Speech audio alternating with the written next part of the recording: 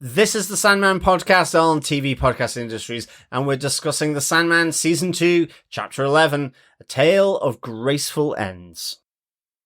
I thought destruction would be here. I thought he'd come. It appears not. You might still. I wouldn't, if I were destruction. I'm actually a little surprised that you're here. Why is that? You once swore to make dreams spill family blood. Remember? I do. It was not of your doing. True. But it was what I wanted. And are you happy now? You'd think so. But... no.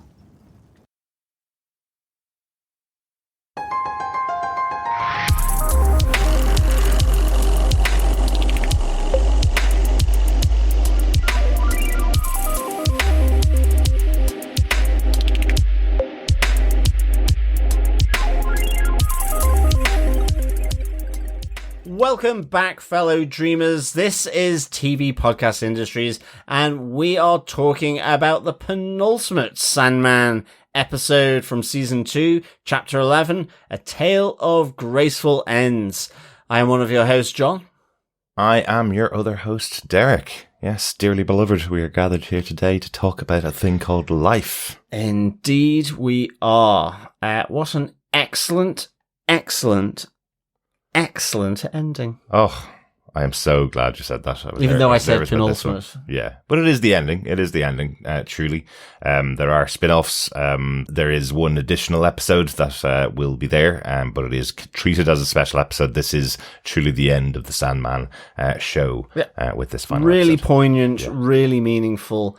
I think did kind of allude to it in our episode 10 coverage. You know, it does feel a little meta in terms of just the title, A Tale of Graceful Ends, but I think it goes beyond just the story of Morpheus and acknowledging the story that we've been on since episode 1 of season 1. It's also, I think, a very meta thing of Neil Gaiman. And I might be totally wrong here, but I just get the sense it's saying, you know, sometimes killing off your lead, killing off a main character, whatever it might be, that's the power of the story.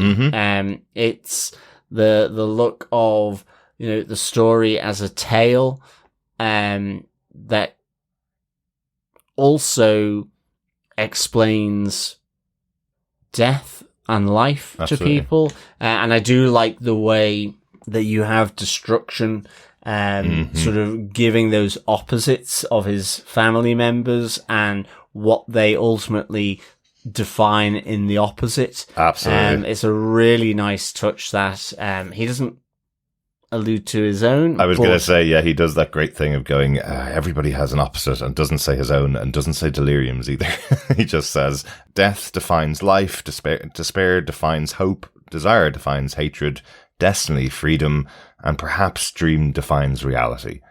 No mention of what destruction defines, and maybe peacefulness. I was going to say peace. I actually wrote down peace. Yeah, and is delirium people being buttoned up and following the rules, maybe? Is it something like that? Delirium, yeah, defines conformity. Conformity. There you go, John. Yeah, excellent. We've solved it. Brilliant. Yes, let's talk about this final wrap-up episode of The Sandman, John.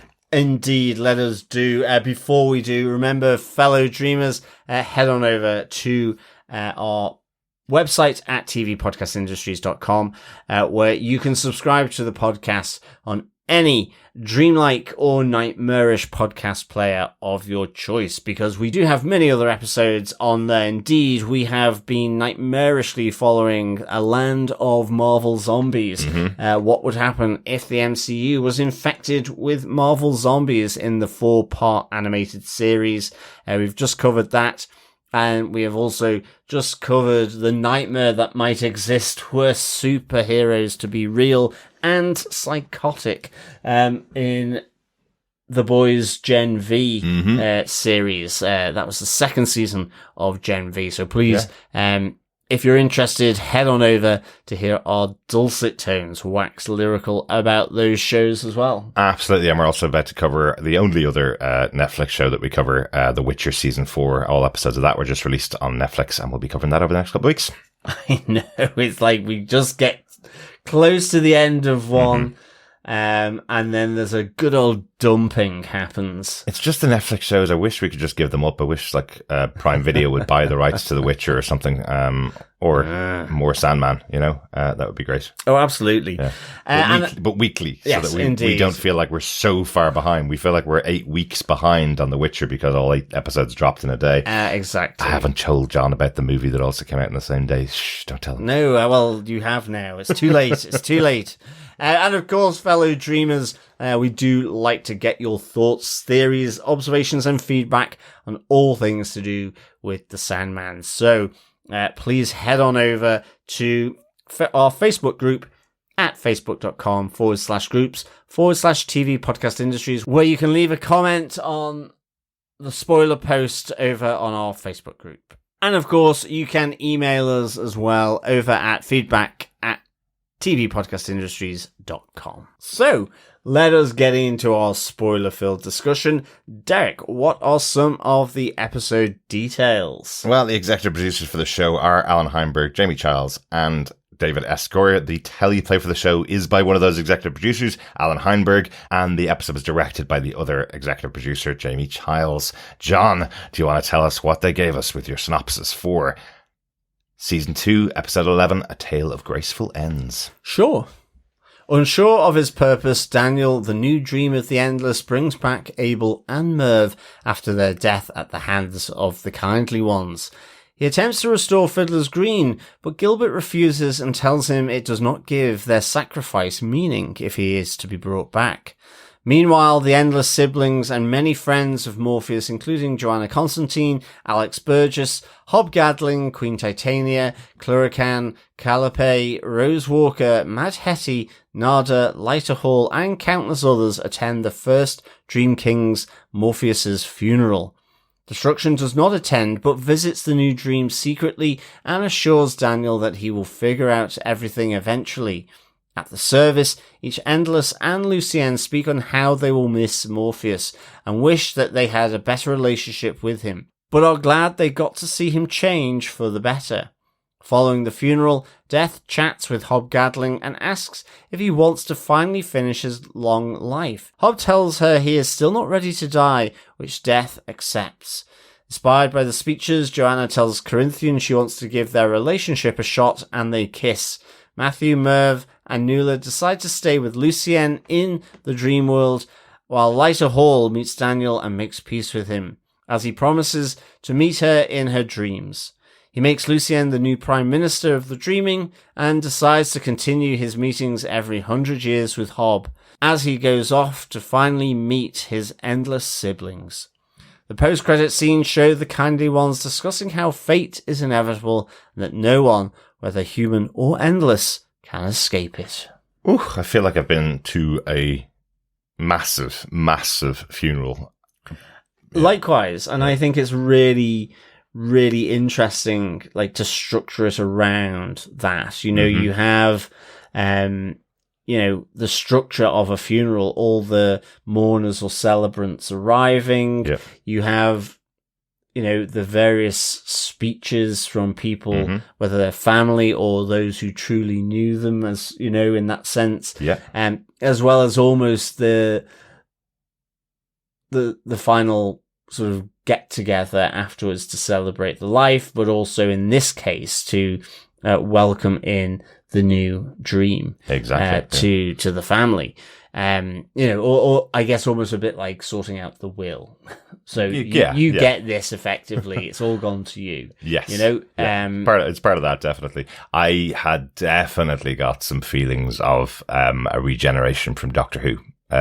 Definitely. That's how I'm feeling about Daniel being the new Lord of the Dream. He has the same title. He has some of the same memories, but his personality may be a bit different from the old guy. He might be similar, but he may be very different at times. So it feels like something that is very easy to accept if you're a fan of Doctor Who, that this new person could also be the same person as they were before, but also be new as well. And Neil Gaiman being a big Doctor Who writer and a big Doctor Who fan, I feel that there's something in there that he's put into this episode as well. Well, it's you have that great little moment with Daniel where he's speaking with Lucien in the Great Hall, where he says, I've been around since eternity, yet I've just arrived, effectively. Yeah. I hold all this information in my mind, but I have no idea what I'm doing. And it absolutely perfectly sums this up for me. Yeah. In a sense, Daniel's purpose is truly defined. He is to lord it over the dreaming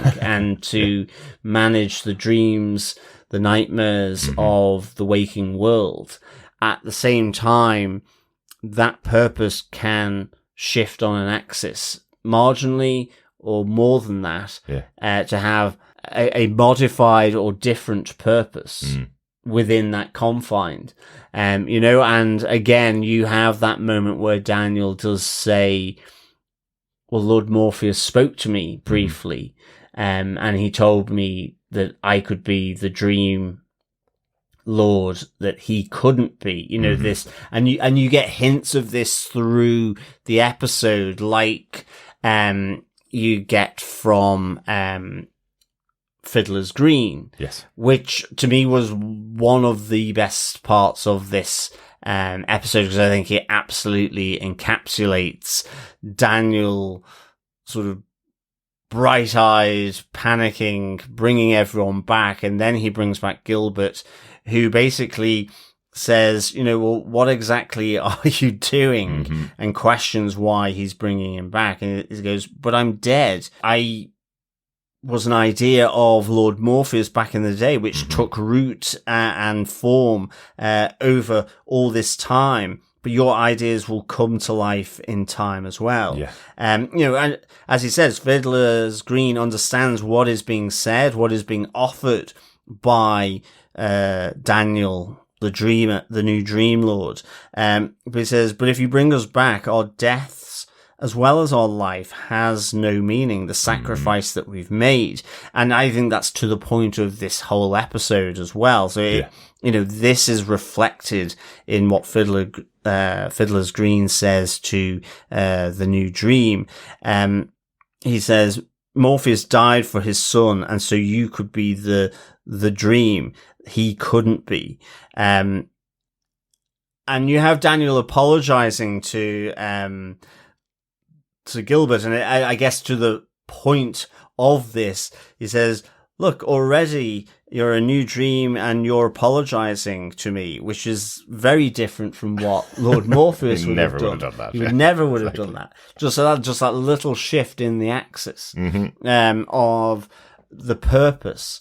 That maybe there is a more human form to the new endless dream. Yeah.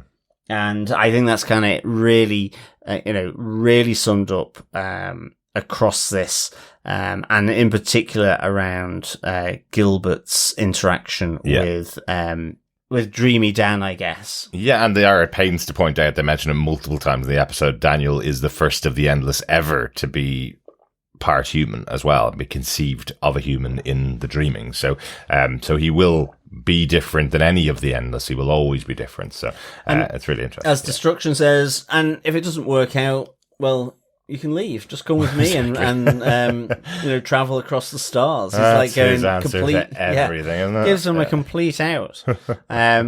Which is also valid. So I do like how this plays out. I mean, I also do like the fact that he does bring Merv Pumpkinhead back. Right. I do like that Kane, is demanding his brother be recreated, and whilst the new Dream does not sort of take well to this threat that he's saying, he does recreate Kane, and then brings back Merv, and you just see him sort of trying to have all these people, because they're in his mind, they're parts of his information.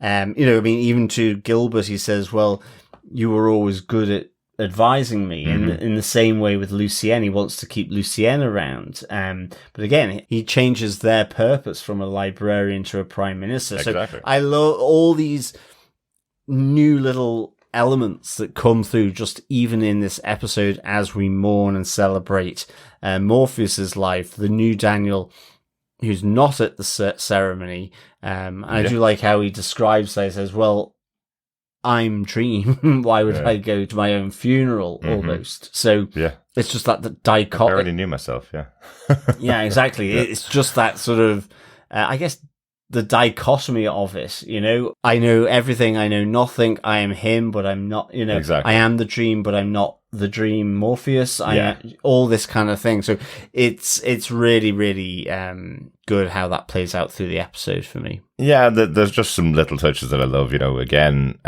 this was a kid that was born a few weeks ago. He's a baby. Well, a few months ago, let's say. He's a baby who's now a grown man who has all of this knowledge in his mind of who Morpheus was in the past. I love that he's not at the funeral yet. All the guests see him at different points throughout, because just like a child, he's kind of sneaking out of his room to check and see the guests that are coming to the big party that he's not allowed to go to, even though he doesn't really want to go to the party. He knows it's not for him. I love those little touches as well, because those are the two combined pieces of his character as well, you know. But to your point that you were saying about him not knowing his purpose at the beginning of the episode, that all comes out of the conversation with Destruction, who's paying a visit to him but doesn't want to see the rest of the Endless. Daniel says to him, well, Morpheus left me his memories and he left me his power, so therefore I'm going to reform everything that he left behind. And Destruction's going, no, you forge your own path now, you make your decisions now. It's not for you to do everything that Morpheus did in the past. That's not who you are your own person. And as you say, if it all falls apart, come out with me to the stars. Yeah, I mean, I do really like that Destruction imparts his advice to Daniel.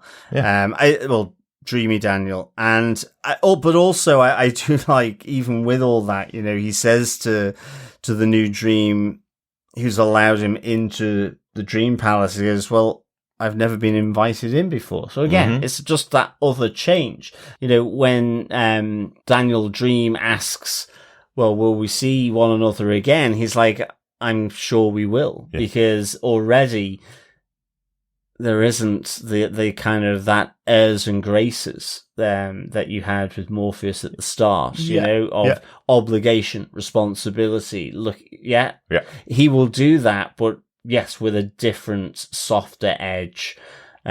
He's more socialized, I guess. I also wondered about something in the third or fourth time I watched this episode with that conversation with Destruction. Destruction loves Morpheus. He loves his little brother. They had a great relationship for a while. He talks about it here that, you know, he eventually fell out with Morpheus. Morpheus is now different. He's now Daniel, so they'll see each other again in the future. Do you know that moment when Destruction was talking to Morpheus in the past, and he was having that realization about the atom bomb, that society was getting to that point again? He could see in the future that they would cause destruction again, and he didn't want to be part of it. Well, the whole element that happened in the last episode of the Furies bringing Lyta Hall to destroy the Dreaming, would Destruction have been employed there as part of the destroyer of the land of the Dreaming? Did he step away from his brother because he didn't want to be responsible for the destruction of his realm and the death of his sibling? And now he's willing to come back because that's come to pass. He hasn't been involved in it and he stepped away. I just wonder if it's something to do with that. I like the thought of that for sure, but I kind of thought that, like, he stepped away and he was talking about he didn't want to be responsible for humanity's destruction. Like, he'd gone too close, or any destruction. Yeah. And that almost he does say it will happen anyway. Exactly. Yeah. So, but he doesn't want to be involved at all. That destruction's now over, so he can be more involved with his sibling. No, but I like that. It feels right that that's the way it would be. Yeah. Yeah. Just wonder if that was kind of layered in with that conversation. Maybe. Yeah. Could be. There's a couple more elements of Daniel's purpose. That's kind of our first point. You've gone through a lot of it there, but this idea of him accepting who he is and accepting that he is someone new. He is different and distinct from Morpheus, yet he is the Lord of Dreams. he is the owner of those titles, the new King of Dreams, but he is not the old King of Dreams. He's not Morpheus. So, absolutely. Yeah, so very much the way we've been interchanging those two names over the course of the 2 seasons, Morpheus and Dream, now it would be Daniel and Dream as you're interchanging them. And I kind of love the idea that effectively his mother's American. He has a very American name instead of a very ancient name like Morpheus or the other members of the Endless. So I kind of like that you put them all side by side and he would just be Daniel. That would be the name that he has as this Daniel, the Lord of Dreams, basically. So kind of like that. Yeah, no, absolutely. I think it's really good. I like how, as well, that confidence just creeps forward bit by bit through the course of the episode. I think the other important thing is as Daniel meets Hob Gadling. He thanks him for introducing Dream to William Shakespeare, of which Hob Gadling replies, well, it wasn't William Shakespeare who I introduced him to, but it was, a reaching writer called Shad Hexpear or something like that. Will Shakespeare. Will Shakespeare. Yeah. And something like that, yeah. But, he also has this question of, well, but why did the Lord of Dreams, the Prince of Stories, ask a mortal effectively to write 2 plays, for him? And, he talks about Prospero, about being able to leave something behind, which is what Morpheus has done here. He had to leave the dreaming behind. In the end, he left the dreaming, but, for eternity. Yeah.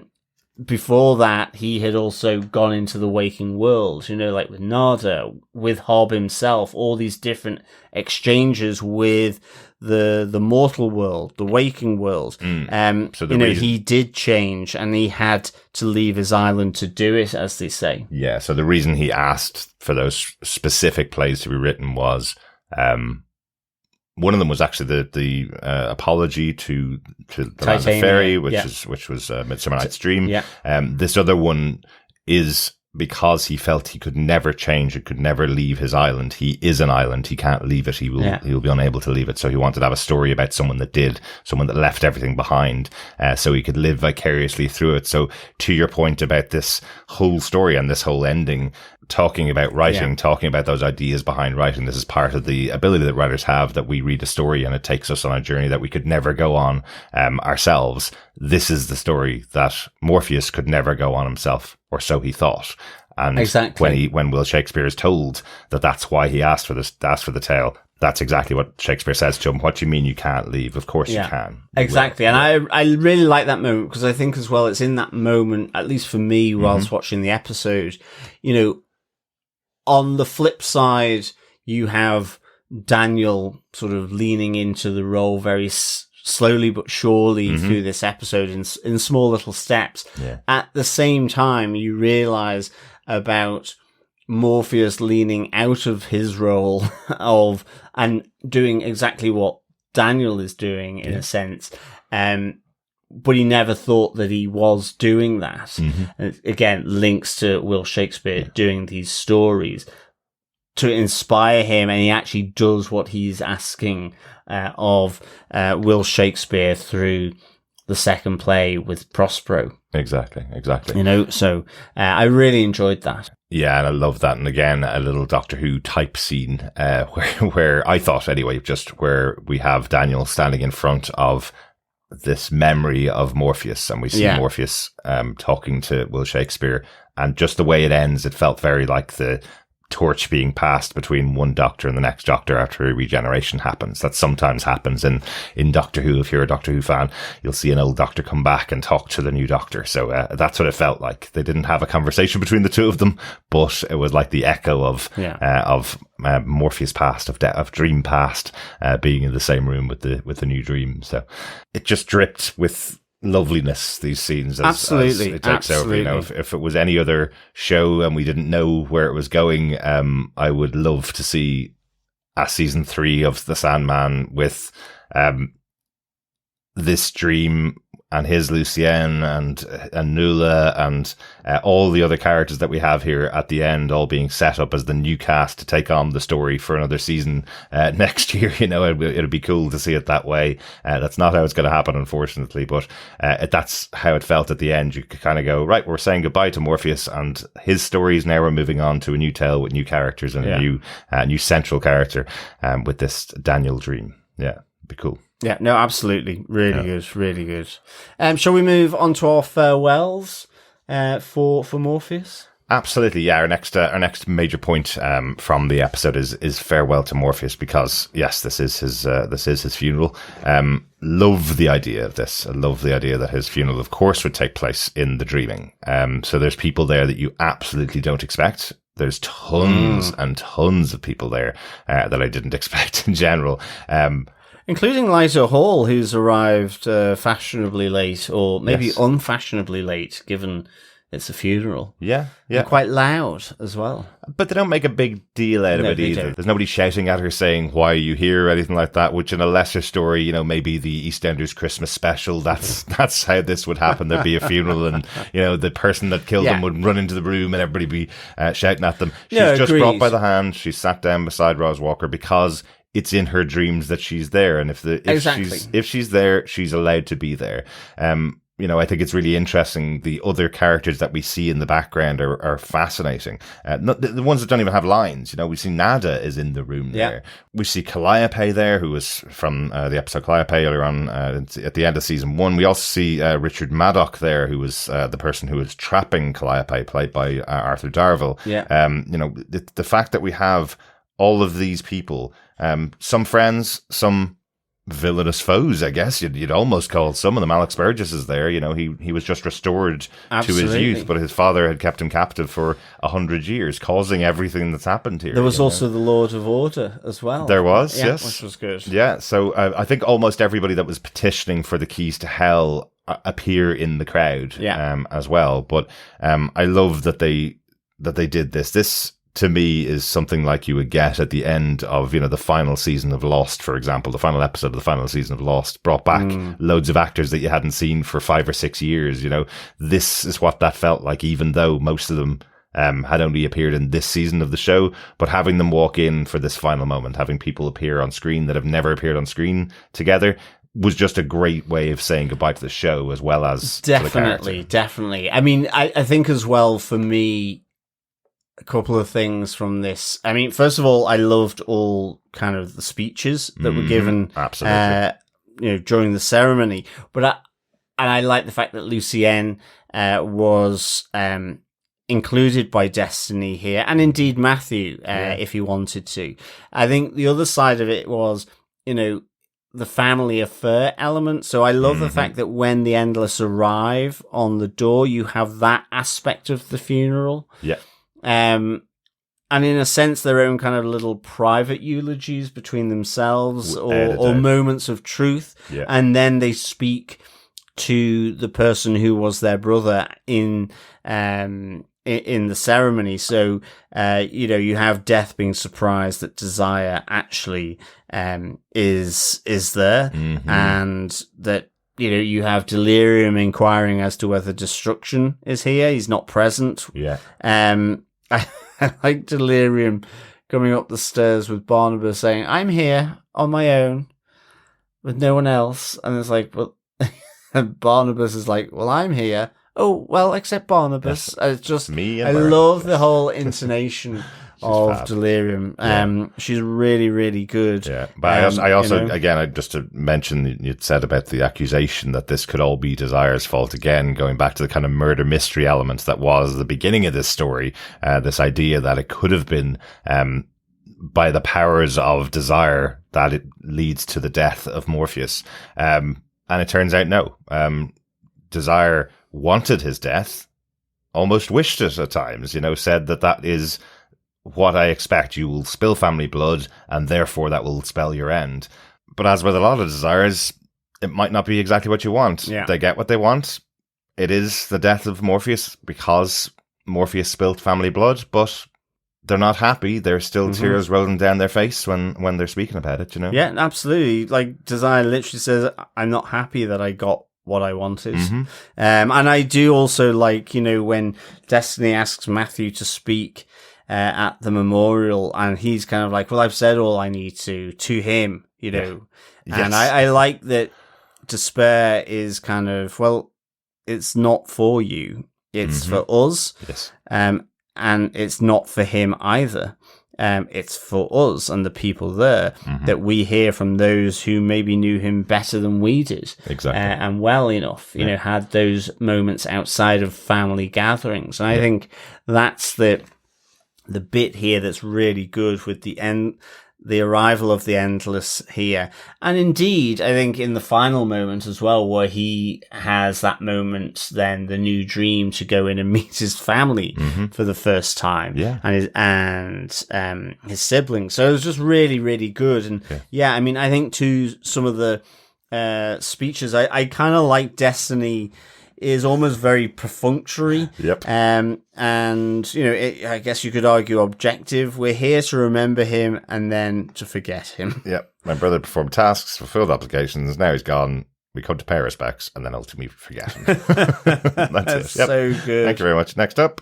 But that's Destiny in a nutshell, really. There's really some great lines here. Again, I think, I wish I'd seen more of despair after this episode, and I think it also, when it starts tying into what destruction says about they define the opposites of themselves as well. So you listen to the Destiny speech again and you kind of go, he's defining the freedom that he now has. Yes. Away from the obligations and the responsibilities. You have despair saying, this is the second brother that I have lost. Yeah. But again, really kind of deep, where she says, death or life will take him from your minds. That's what I see with despair. Either the death means they fade, or your life is so bright it's pushed to the back. Yeah, and then you have despair talking about the fact that there was a first despair before them, and nobody remembers who they were. Everybody's forgotten who she is. That's just a real surprise that there was somebody else before despair, and it makes sense. Despair would despair the loss of a past despair. She talks about her connection with Dream in her eulogy. She's saying, dreams are hopes and echoes of hopes, and I'm a creature of despair, therefore the two of us were never close. And I was thinking about desire, and that whole connection between those two characters, and why is it that they rub up against each other the wrong way so much. And it came to the realization in this episode, really, that desires can completely overtake your dreams if you aim for what you desire most. That can become the only thing that you dream about. And Morpheus has the controls on desires to ensure that that's not what happens when people dream, that is not the thing that overtakes all of your dreams, just the things you desire, all the things that you want, all the things you believe that you need, the things that you crave. That shouldn't be the only thing you dream about. You should dream about other things as well. And that's why I think, in a meta way, that's why they rub up against each other in the story. And I think even to what Desire speaks to right at the end, they go, I always thought he was arrogant and impossible, but then again, so am I, and so are all of you. I will miss infuriating him. Exactly. Like, she infuriates him because she was there in the dreams that he runs. Exactly. So really good. And even just the idea that if they weren't family, they would never have known each other. But we were family, and this was, to say the least, unfortunate, because intrinsically the two don't, it's like oil and water. Exactly. They don't mix. That was really good as well. I like Delirium speaking in sort of a befuddled way, really. It comes across as that, constantly going from one to the other, but ultimately, talks about how she used to thought he was frightening, and then realized that wasn't him, and that actually, in a sense, he was scared all the time. And if I had known that, then we were both scared and we would have had a lot to talk about, but he would have hated that because he didn't like to talk. And it's the same with the questions element, where it's like, you know, he always hated questions because I thought he knew the answers. It's not that he didn't know the answers. He didn't want to answer them because he knew what the answers were already. And didn't want to know and them. Yeah, exactly. And didn't want to. So, and then it comes to the realization where she says, but I'm not scared of him anymore like I used to be. I'm more sad of him, you know? Yeah. It's just it's what comes from delirium. You know, I love that Barnabas is the one that encourages delirium to go up and speak. She said she doesn't really have anything to say. She says one line and then comes out with all of this, and it's beautiful. And it ties in so well to what Destruction is describing to Daniel. We don't get to hear Destruction's eulogy, of course, because he doesn't attend the funeral, but what he's describing to Daniel is all of us know everything that Destiny knows. We all put Destiny on a pedestal because Destiny knows Destiny, but actually all of us know that. We just pretend that we don't and muddle through. We pretend that we don't know what's going to happen in the future and just try our best. But all of us have the same power. All of us have the same knowledge. We just tell ourselves we don't. And that's exactly what Delirium's speaking to with Morpheus. He did know the answers. He just didn't want to know what would happen. So he knew the cause and effect of what was going to happen when he took Orpheus's life. He knew the cause and effect when he didn't help Orpheus when he was pleading with him to save his wife. All those many centuries ago, he knew what was going to happen. He always knew, but he pretended he didn't. He avoided those questions, pretending that he didn't know what the destiny was. So I love that those two are echoing each other, even though Destruction wasn't in the room. Yeah, absolutely. I mean, I think Lucien's, most personal, she saw him change, and kind of both Lucien and Death, in a sense, say they don't want to forget about him. Lucien directly in that, I don't want to forget about him. I won't. I can't. A part of, he's a part of me, a part of all of us. She saw his change. Mm-hmm. It's kind of the most personal. And then with his closest sister, Death, she also speaks to remembrance, to tell his story, to remember him, and to inspire yours, even though the Prince of Stories thought he had no story of his own, which she says is rubbish. This notion of him longing for this purpose beyond his function, which is what Destiny described. Exactly. Effectively, Death giving life to Morpheus's time. So it's just really, really good. I loved how this all played out, to be honest. Yeah, he doesn't have a story at all, but here we are at the end of 2 seasons of it. In this beautiful telling of what happened to one of the Endless when they became more human and learned to appreciate everything around them. It's a fabulous way of closing out the story. And I love, all stories come to an end, if only so new stories can begin. Tell his story to inspire others. I think it's a great way, as you say, to finish off that tale of Morpheus. Yeah, but there's other endings in the episode. There's lots of little wrap-ups and little moments that close out. Will we just talk about those last little moments? Yeah, absolutely. I mean, I think the one I really want to talk about, because I just really enjoyed it, is actually with Hob Gadling and Death on the bridge. Yeah. Where firstly, Death is kind of apologizing for the bet that she had with her younger brother, which basically made Hob Gadling immortal until he chooses not to be. Yes. And ultimately that question arises again. And, Death says it's up to you to call it a day. Yeah. And I just really like what Hob Gadling kind of says, really, where he says, I've done it all, I've seen it all, I've heard it all. Mm-hmm. And yet, here I am, chatting to Death at the King of Dreams' funeral. Yeah. So, not ready to die just yet. Exactly. You never know. And in fact, I don't know whether I ever will be. Mm-hmm. Is that okay with you? And it's just really, really good. And I think, yes, that is a really nice way of thinking about immortality. Invariably, it's seen as a curse in a lot of writing. This notion of it's almost like a persistence. Yeah. Yep. And And it's not that Hob Gadling is saying that that's not part of it, but he's also saying, 100%. despite that, Yep. look what I'm doing now, which I never thought I would do. Exactly. It's new, it's different, and I'm experiencing it, and I live for it. Yeah, exactly. Like in the episode itself, the one all about the tale of Hob Gadling, when we're going through every 100 years, when we're seeing him, he has moments where he's at his absolute worst, he thinks, and then doesn't want to go. And then the next time he come back, he's even lower, he's even worse, but still doesn't want to go. One touch I really liked, though, in this is he does actually ask, if you noticed, he does ask Death what's next, and she tells him the same thing she tells everybody else: you'll find out when you go. She won't give him any information about whether there's a heaven or hell, or an afterlife, or you're just worm food, whatever the possibilities are, because they are always possibilities, whatever it is you believe in. We know that from hell. There's possibilities of going to hell in this world, if you believe that's where you're supposed to go. That's the kind of joke in Gaiman's lore.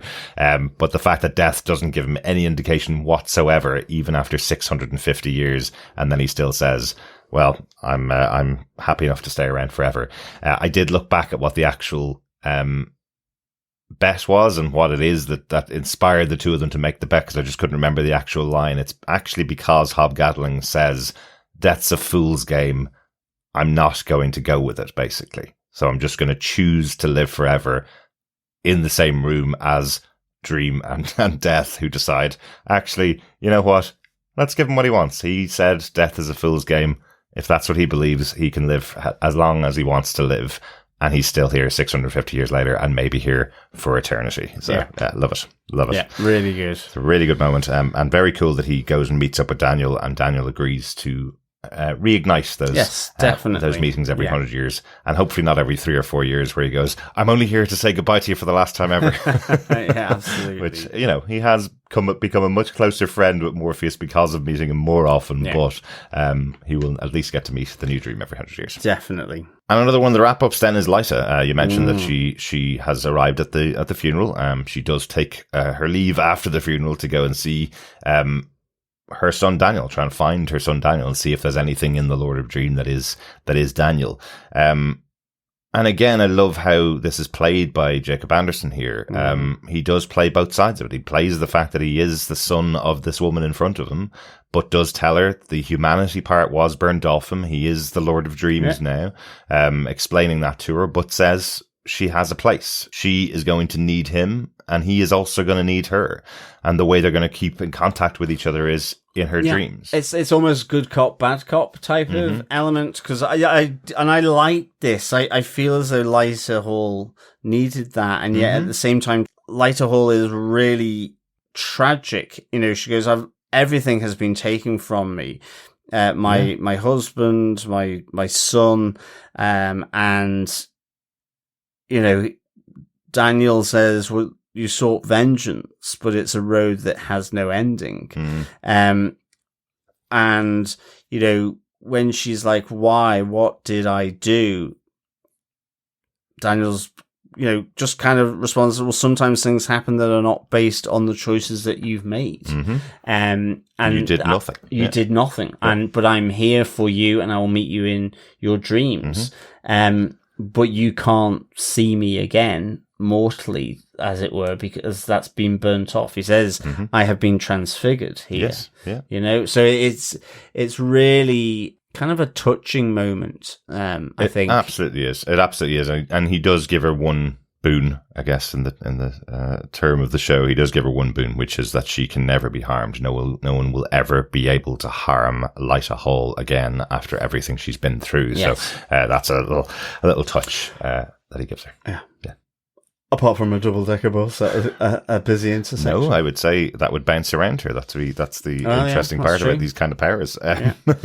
Nothing will ever harm her again. That is true. So that is she may be another one of the people like Mad Hettie and like Hob Gadling who will go on forever. I think, absolutely. I think the other wrap-up as well is the two C's, Corinthian and Constantine, which I really liked. Because they've been awkwardly sort of skirting one another throughout the whole of the episode. Yes, there was a little moment at the start where, well, are you also here for me? And she's kind of like, no. But in the end, I think with the words that have been spoken, Constantine does have a bit of a change of heart when they kind of, come together again. And he's like, well, I am a bit of a nightmare. She goes, well, every man I previously dated was a nightmare, and women. And I just really liked it. Just thought it was kind of unceremonious, but really nice. I mean, I say really nice. I'm not too sure, because they kiss at the end, and all I could think of were the eyes. Mm-hmm. So, I mean, I don't know whether she has the same thoughts, but I like how they're trying to figure it out. Well, is it that we're just going out in the dream, or what, you're seeing someone in the waking world? Yeah, exactly. So I thought this was quite cute as well in a different way. I think they definitely wanted to give an ending to the two characters. It seems a bit odd and unnecessary, but it's fine. I have no particular issue with it. I liked it. What I think the character of Corinthian 2 being brought back was much more a help to explain what Daniel's experiencing, I suppose. This idea that he knows who the Corinthian was in the past, but this Corinthian 2 is very different to his past version. Even with that weird moment with poor Rose, he didn't get much of an explanation at all. That was hilarious. Where Rose is looking at him, this is the guy that kidnapped her and her brother, killed loads of people. He was a murderer. In her mind, when she arrives, listening goes, no, it's a different one. It's fine. And he just pulls down the glasses and goes, we had some good times, and clicks his teeth together in his eyes. Just a teeth wink. If I was Rose, I'd be sitting as far away from him as possible. I would be out of there. That did not help me at all, mate. This was a reoccurring nightmare for it, not a dream. Yeah. So interesting that they put the two of them together. I think, it makes sense that for Johanna Constantine in this arc of the story, she has found a true love here, and that's probably her reward from Morpheus for everything that she did. So yeah, exactly. Yeah. And that's kind of the major characters wrapped up. Lucienne's going to stay on board. She's becoming the Prime Minister of the Dreaming, so a brand new position. I love that because the story has always been that she had stayed behind minding the dreaming or fixing the dreaming after Morpheus disappeared. Now she actually has a position that reflects that, where she's not just the librarian that took over while Morpheus was captured for 100 years. She's now in a position of power within the dreaming. That's and cool. We also have then the Fates doing what the Fates do, which is kind of getting back to fating. In our post-credits, yes, which is good as well. Yeah, I was writing down the notes of this, and it just made me laugh because I was writing it down, and they're going a few loose ends, of course, but always the same. That's what you expect when you come to the end of the story. You'll always have some loose ends, and then the eldest of the kindly ones says, "Like I told Lyta Hall, you've made your bed. Now you must eat it." And then you're going, okay, now I have no idea what they're talking about here at all. But what they're really saying is that the story will play out the way it's supposed to play out, effectively. Yeah, absolutely. But, yeah, it is weird. Once again, they have their fortune cookie again to take them on the next journey. Yeah, definitely. I think in terms of notes, the only other things I have is, again, I think I do like when the fairy contingent arrives and you have Cluracan sort of saying to Nula that, he's glad she's not dead. He's kind of asks about the new dream. Is he dreamy? Kind of wondering whether he's got a shoe in there. But also, just his own self-absorbed ego with, funerals can be such a dreary affairs. Is it because there's a person dead? Oh, that could be it. Yeah, exactly. So good. He's been great. Yeah, really has. Really. So, really just a few little tidbits from a bit earlier as all the guests begin to arrive, but I did like that one. I also liked Hettie arriving, kind of going, well, I'm not sure I should be here at all, given what's happened. Literally just happened the last time we met. But no. But I do take that, as I said about some of the other characters that appear. I do take that they're saying Dream is allowing any of them that want to come to the funeral into the dreaming, or the dreaming is allowing them in, I suppose. If they feel like they should be there, they will be there. Actually, just speaking of letting in, I do like the fact that Wyvern, one of the Guardians, is kind of almost saying to Daniel not to let destruction into the palace. Yes. And Daniel just has to soothe him, say, no, it's okay. Whether that's because dream never let or allowed him in, as Destruction says, or whether it's like, well, you're bringing destruction into the house. Yeah. Could be that. So it was kind of a nice little touch. Nice touch. Absolutely. And then the final thing just to mention, of course, is the family reunion. And they all look very positive, welcoming Daniel into the room. I love that it's Lucien walking Daniel down the hallway, saying to him, I need to organise food. I know most of you won't eat, but it'll give you something to do with your hands. Yeah, that was very good. Really good. But yeah, there's just that welcoming moment. You do literally get Destiny saying, welcome to the family. You know, you have Desire saying, oh, we're going to be such great friends, even though themselves and Morpheus always rubbed up against each other the wrong way. So I love that moment when they're welcoming Daniel into the room, but we don't get a big sit-down discussion with them. That's for season 3, which will never happen, unfortunately. Or is happening in somebody else's dreams right now. Yeah. Good stuff. There you go. Overall, John, what did you think of this wrap-up of The Sandman, season 2, episode 11? I absolutely loved A Tale of Graceful Ends. I'd give it 5 celebrants out of 5. Fantastic. I think it really is a celebration of the story of Morpheus, all his warts and all. I loved just the similarities, the reflection, the mirroring of Daniel with Morpheus, seeing all the old characters come back. And I think all the speeches, it's just all really, really expertly done. And so strong. To be honest, it's something I would expect from Neil Gaiman. So, yes, definitely need to pick up these tomes and read it. You will be reading them. I promise you, we will get you to read them at some point soon. So yeah, 5 celebrants out of 5 for me. That's one of the best final episodes that I've seen of a show in such a long time. I really, really enjoyed it. Thank you for joining me for the podcast on it, John. It's been great. Yeah, absolutely.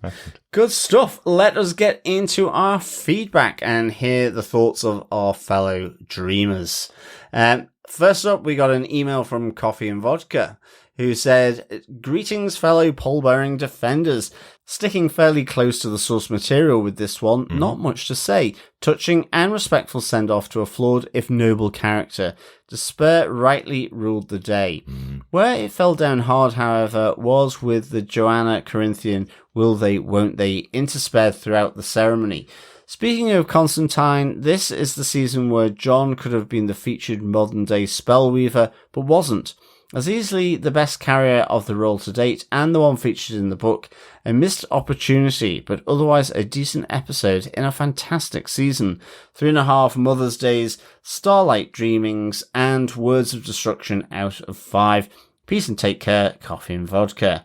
P.S. Came so close to sticking the landing till that Ross and Rachel Corinthian and Joanna funeral interstitial. Any idea whose idea that was? Just curious. Thanks so much, Coffee and Vodka. Yeah, it's a shame to hear that that kind of sort of stuck its head into the rest of the episode, because to be honest, I really enjoyed it. And maybe that's because I've not read the source material. It could be that. But equally, I'm not too sure I really saw it as being such an interjection into the ceremony as a whole. I kind of felt more focused around the likes of the speeches, destruction. I think Daniel finding his feet and evolving throughout the course of the episode. So, but I totally get it. Sometimes I think, where if the episode is sticking very closely to the source material, any slight deviation from it might just be exaggerated as well, I think, for it. But I mean, for me, it felt like something that came from earlier episodes. So I found it manageable for myself. I think you're totally right, though, Coffee and Vodka, that we should have had John Constantine and the Corinthian heading off together at the end. Well, there's that. That would have been so much more fun, wouldn't it? Or she introduces him, because in fairness, Joanna has been great. Yeah, and then Corinthian dumps Joanna and goes, maybe I want John Constantine. But I think that would then be the saga, wouldn't it? That is the point. I think Corinthian's kind of feelings for Joanna and the rebuttal, that's been there. Exactly. all manner of things can happen at a funeral, of which finding love could be one of them. Absolutely. And probably has been at some stage for some people. Absolutely. I just think for me, it didn't really make a dent in my enjoyment of the episode because the episode was an hour and 15 minutes long. It was kind of just a resolution to the Johanna Constantine arc that we've seen, particularly this season, about her never being lucky in love, her getting the story of her ancestor who found the person that they love in Orpheus, so just having that kind of tale of Morpheus being the one that got her together through his funeral effectively is something that ties up that story well, but there's so much other great stuff in the episode. But 3.5 is still a recommend. Absolutely. And absolutely glad you've enjoyed this fantastic season like ourselves. But again, no idea about whose idea that was. I'd say we can probably pin that one on David S. Goyer. Just because I know Coffee Vodka is not a big fan of David S. Goyer, so we'll say it's his fault. It's his fault. This was in the original pitch from David S. Goyer that he wouldn't do the show at all if he didn't include this kiss between the two of them in the final episode. There you go. Exactly. Good stuff. Thanks, Coffee Vodka. Over on Facebook, we have Dr. Bob Phillips, who says, "What a beautiful, visually spectacular, perfectly balanced reflection on lives, purpose, love, exploration, regret, and inevitability. Mm-hmm. Really impressed by the new dream, switched in colour scheme, and reaching out to bring a network of help to himself. Unsure of his duty, but defined by an urge to do the right things. The endless are without end because of super succession planning and a mystical corporate memory." Excellent stuff, Dr. Bob. Fantastic. Well, I wish my work would have a mystical corporate memory, to be honest. Sometimes we should have super succession planning as well for all the retirees coming up. Exactly. Really glad you enjoyed the episode. Totally with you around the spectacular here and just the reflection of what it provided here. Really, really good. Yeah, absolutely. And it would be pretty bad of Morpheus if he didn't dot the I's and cross the T's when he knew he was going to his death, given what happened when he got captured for 100 years last time. He was like, right, don't worry, I have everything in place just in case this happens to me again. So, but unfortunately it happened very quickly, and Daniel was had to step up to the plate much quicker than either of them expected, as Daniel says in this episode. But I think he's doing a pretty good job. Yeah, absolutely. Yeah. Fantastic. Thanks, Dr. Bob, and thanks for your thoughts throughout the season as well. Yeah, absolutely. Thanks. Finally, we have Paul Tianchi Lee's thoughts on the final episode. He said, "Dang, that was quite the funeral. Some beautiful family dynamics and a revelation to me that this is not the original Despair. I don't remember this from the comics, but given that Delight has already become Delirium by the time of Orpheus's wedding to Eurydice, and the prodigal had disappeared by the end of the Enlightenment, it's hardly surprising that some members of the increasingly misnamed Endless would choose to seek an ending.